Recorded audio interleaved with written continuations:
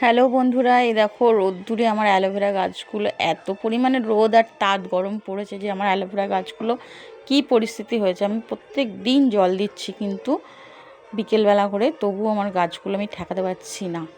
মানে এত পরিমাণে রোদ, আর আমাদের ছাদটাতে না একটুও ছাওয়া নেই কোথাও।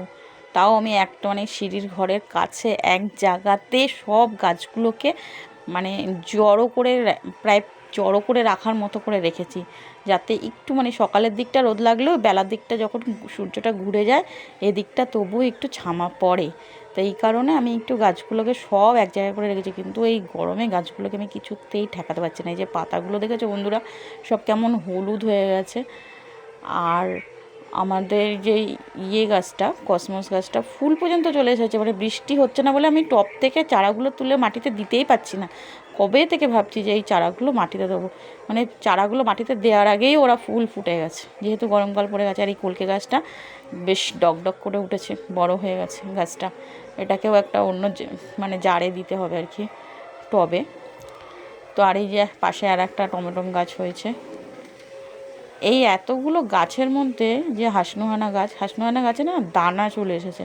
মানে ফুল হচ্ছিল, ফুল থেকে না দানা চলে এসেছে। ওটা এই ফুলগুলো তো তোলা হয় না। ভালোই হয়েছে, দেখবো দানা থেকে আবার চারা তৈরি করা যায় কি না। আর এই যে সাদা জবা গাছটা, কী অবস্থা, মাথাটা কুঁকড়ে গেছে। মানে এত পরিমাণে রোদ, আমি যে ওদের নিয়ে কী করবো। আর এত গাছ আমি নিচেই বা কী করে নিয়ে যাবো, যে নিয়ে গিয়ে ছামায় রাখবো, সম্ভব নাকি? তাই জন্য যে পাতাগুলো দেখেছো, পদ্ম পাতাগুলো, গাছগুলো সুন্দর আছে, কিন্তু পাতাগুলো দেখে আমার খুব মায়া লাগছে। মানে পাতাগুলোর পরিস্থিতি এত খারাপ হয়ে গেছে, হলুদ হলুদ হয়ে গেছে। মানে একদিন জল না দিলে ওদের আর ঠেকানো যায় না। তবুও আমি প্রত্যেক দিন বিকেলে চেষ্টা করি জল দিয়ে ওদের স্নান করিয়ে দেওয়া। মানে এতটা রোদ্দুর, কিচ্ছু করার নেই। এই পরিস্থিতি দেখে আমার খুব খারাপ লাগছে।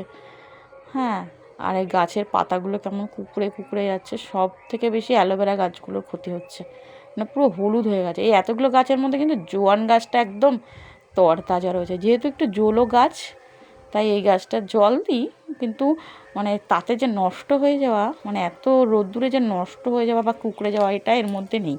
মানে এ বিন্দাস আছে, এতগুলো গাছের মধ্যে এ বিন্দাস আছে।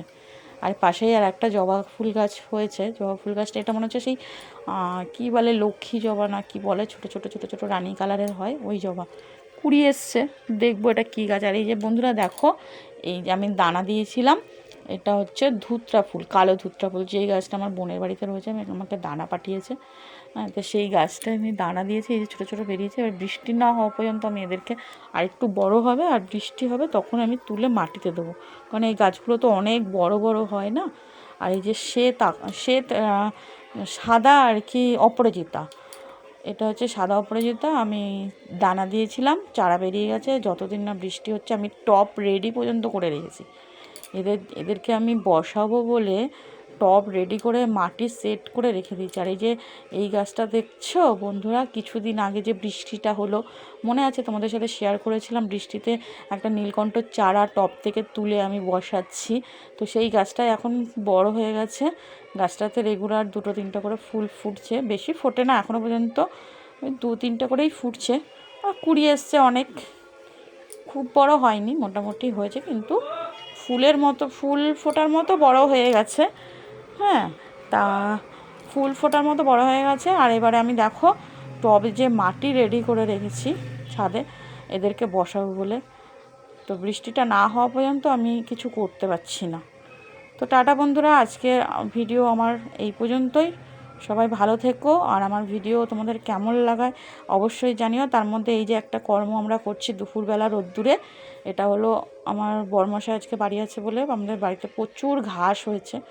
তো ঘাসে মাঝে মাঝে আমাদের এই পোড়া তেল দেওয়া হয়, ঘাস পোড়া তেল যেটাকে বলে। এগুলো দিলে ঘাস পুরো হলুদ হয়ে যাবে আর ঘাসগুলো মারা যাবে।